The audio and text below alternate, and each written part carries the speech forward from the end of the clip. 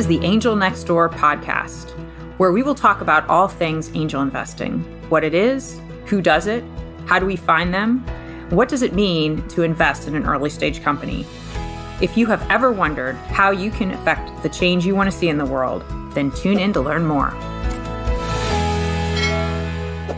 In this episode, I'm talking with my friend and fellow angel, Christina Tamer, Vice President of Venture Programs at Venturewell. Christina shares her journey from working at a venture fund to her current role, emphasizing her commitment to supporting entrepreneurs from diverse backgrounds. She discusses Venturewell's Aspire program, which targets startups in the technology sector, mainly companies in the climate tech and medical devices, and they often have a hardware component. The program focuses on preparing entrepreneurs for fundraising. Aspiring angel investors are also a part of this conversation, as Dawn Batts and the Catalyst program are highlighted for their impact on the angel investing community. Enjoy the show.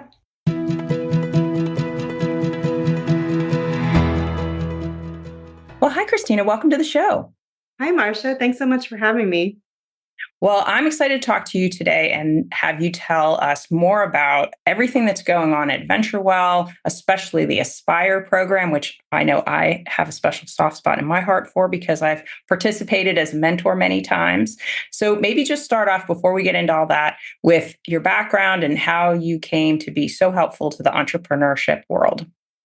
Oh, thank you. Okay, well, happy to share. So my name is Christina Tamer. I am the Vice President for Venture Programs at Venturewell. I've been there a whopping 9 years, coming up in April, which is amazing to think about. And it's been quite a journey from starting off as a program officer to where I am now. And all along the way, I've been really committed to supporting entrepreneurs and just building this really great network of investors like yourself, Marcia. Before I came to Venturewell, I was at a venture fund, which is where I really learned the tools of the trade. It was a $20 million fund focused on different technologies, including renewable energy, agriculture technology, and communication technologies in emerging markets. So we did a lot of work in East Africa and India and in some emerging markets in the US as well.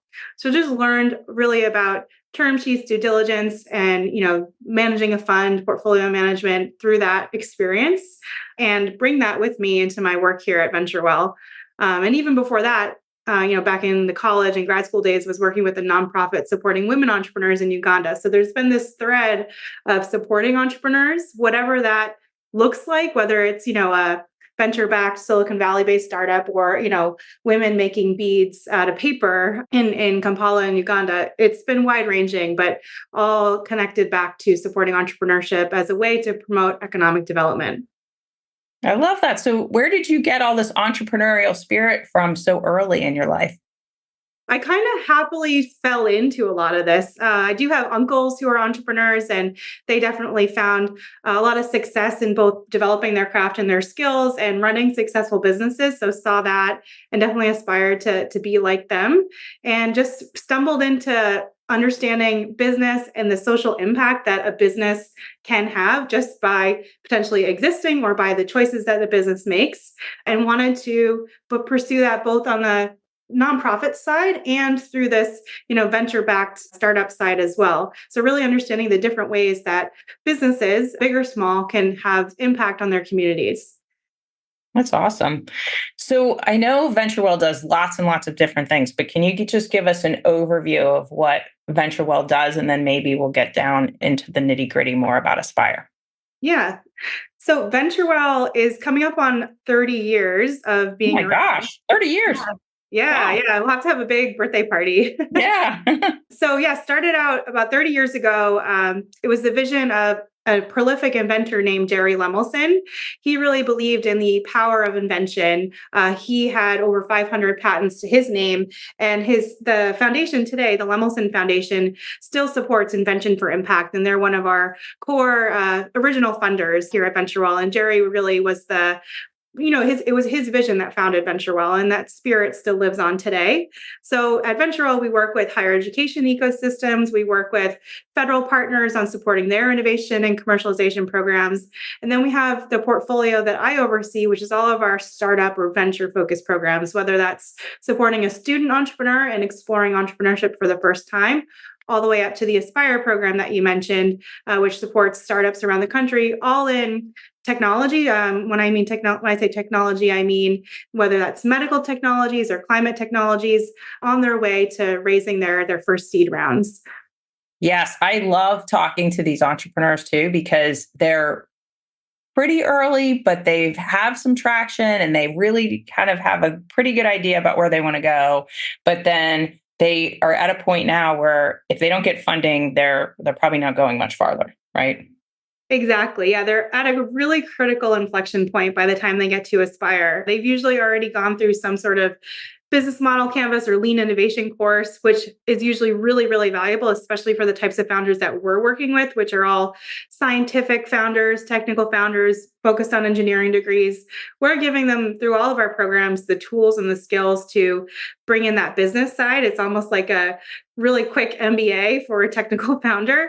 And the Aspire program really is designed to shorten that learning curve.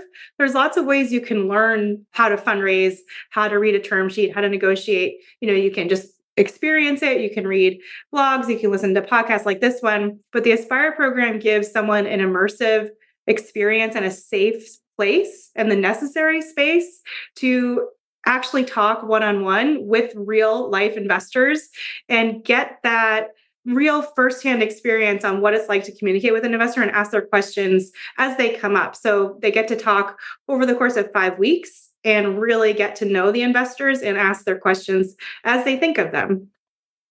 And what I found interesting too in talking to some of the entrepreneurs, and most of them have like some type of hardware or, Mhm. big audacious goal of, like you said, either solving some kind of major medical problem or climate tech or climate change. So these are not the simple, not that any startup is simple, but this isn't something like a tech software where you build it and people start using it and you get an MVP. And then the next thing you know, you're in beta and you're off to the races. This is like building big things that are hard to build and have to find the places to manufacture them and all those kind of things. So talk about like, why is it that Aspire decided to focus in these specific areas?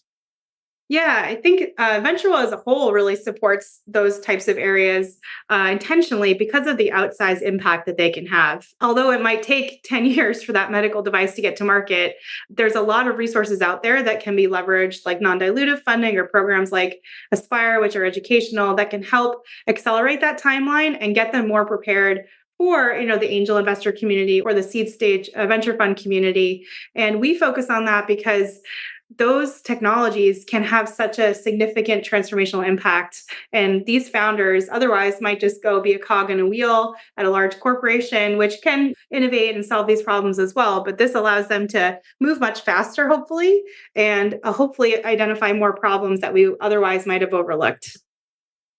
Yeah, I like that, the transformational impact, because it really can. These different companies are working on things that if they don't get a lot of help around them to kind of support them and figure out where to go, it's just so needed. When I think about angel investors, and when you talk to kind of your average angel group, they may tell you, oh, well, unless we have somebody in our group that specifically understands hardware or anything that has to do with a hardware company, we're going to probably pass because we just Mhm. don't have the expertise to even evaluate it. So having a program like Aspire to get these companies investor ready, to have them really know what their needs are in order to get them to commercialization, I think is just so important.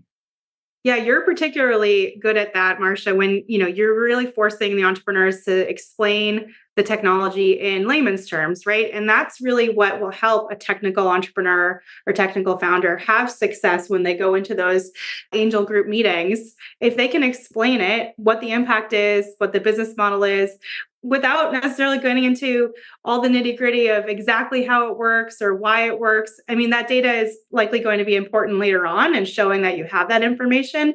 But the story at the beginning, the strategy, the vision, the simple, here's the problem we solve and who we solve it for is really, really critical. And even though you can get that in many programs, Aspire really brings it to a tipping point of, can you explain it to an investor? Is there something here that could be long-term successful and potentially generate a return on investment? So it really puts the pedal to the metal at that point. It's where the rubber hits the road, to use multiple cliches, on have they actually really articulated the value for the world and for potentially their investors as well. Totally. And it's so funny when I go through with the entrepreneurs for 5 full weeks, I do get a pretty good understanding of their companies. And I really am not an expert in any way, shape, or form in climate tech or medical tech stuff. I always tell them, look, I am not a scientist. You cannot rely on me understanding most of the things coming out of your mouth. But as I work with them, for those 5 weeks, I really do get an understanding, and I see where people who really don't have a background in this, that's okay, because what we care about is the real problem that they're solving. But if an entrepreneur can't make that in that first 2 minutes, or even, I always tell them it's really the 90 seconds that you're first pitching that means so much. And if you can't articulate the problem in a way that is super simple and that somebody as an investor is going to care about, well, then they're really not going to care about what your solution is. Exactly. And this program really pushes them to the limit, because it's not a stand and deliver pitch program, right? They're not getting on stage doing their pre-rehearsed pitch. They might do a pitch at some point during the program, but the meat of the program is really getting into strategy and seeing how the entrepreneur is responding to questions, like where are they comfortable? What are they going back to over and over again? And seeing and helping them get comfortable with moving away from exclusively thinking about the technology and how it works. It's very important, and they do need to think about that.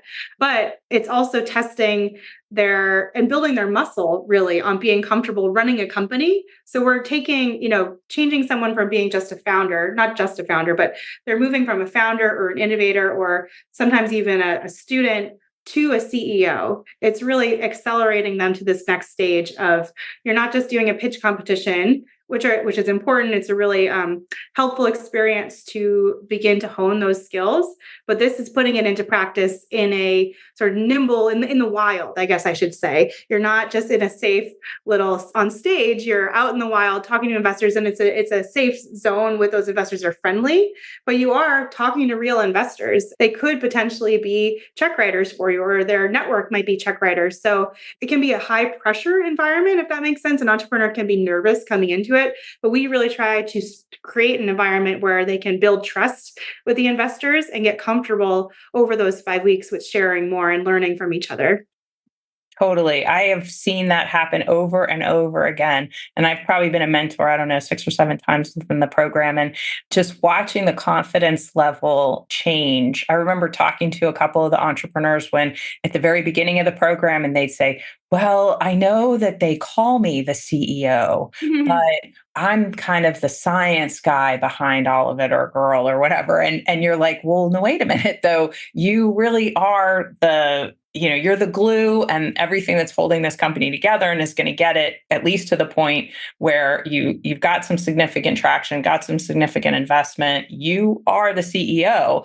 And then as they go through the program and they get all those tools in their tool belt, all of a sudden their confidence is going up. And the next thing you know, they're like, yes, I am the CEO. It's awesome. I love it.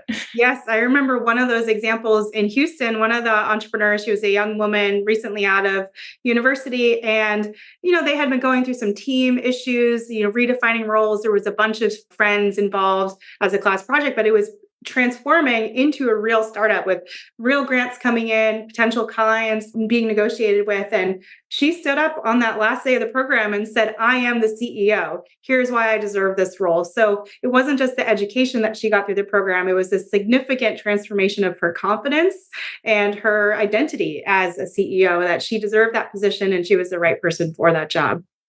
Oh, yeah. I love seeing that.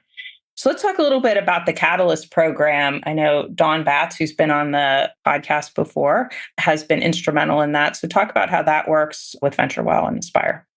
Yeah, we love working with Dawn and the community around Techtown. So a few years ago, we got a grant from the Economic Development Administration under the Build to Scale program.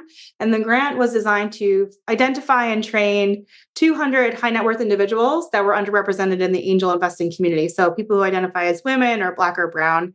And we partnered with the Angel Capital Association on this program. And 200 individuals will have a chance to go through the ACA Angel Investing University Basics courses over the next, well, we're 2 years in, and we have 1 year to go. So they'll go through those ACA basics courses, and then they will come through Aspire as well. A select few of them will have a chance to join Aspire as mentors in residence. And those individuals will have their own perspective on entrepreneurship, either experience as an entrepreneur or working with entrepreneurs, but are training to be new angel investors. And what's been really magical about that program is those new angels that have entered the ACA community, have entered the Venturewell community, have really engaged with each other, engaged with other angels like yourself, Marcia, that were already in the Venturewell community and established in the community, and have been learning so much from the entrepreneurs and each other. So it's been a really wonderful experience to, change the face of angel investing in the Great Lakes region in partnership with Dawn and ACA, and add a lot of value to the mentor network that we're growing. I know I got to meet several of them. I was lucky enough to be at Techtown twice this past year in 2023 and got to meet some of the people who had gone through the Catalyst program. And they are just awesome people and they can add so much value to that area. They're out there, and it's just a matter of, a lot of people could be angel investors. I know ACA talks about this all the time, but just haven't been invited or haven't been exposed or haven't found a group that resonates with them. So we are really slowly chipping away at activating some new angels, and it's been really transformational. And we're excited to see where they go next, hopefully making some more investments and deals and participating as leaders in the ACA community. But we've been delighted to see that the engagement in Aspire has been an indicator of lasting engagement in the angel community. Yes, very much so.